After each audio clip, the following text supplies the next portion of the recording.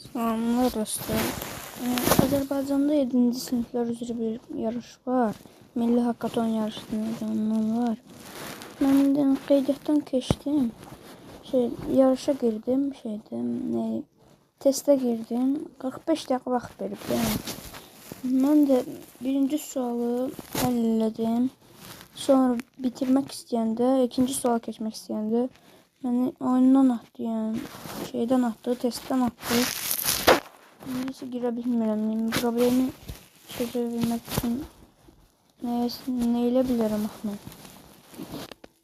Mən hesabıma daxil olub gəlirəm, indi bir gözləyin.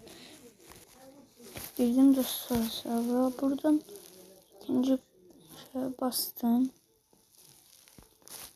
Buradan növbəti bastım. Peki. Bununla yəni bizim məktəblə əlaqəsi var, dərslə falan.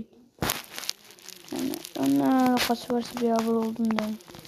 %7% eləmişim də doğru. Bir suala yəni. Mən neyim, oyundan atdı, testdən atdı şeydən.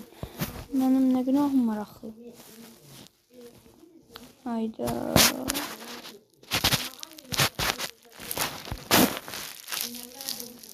Zaten buna girə bilmirəm indi mən. Öyle demeyim.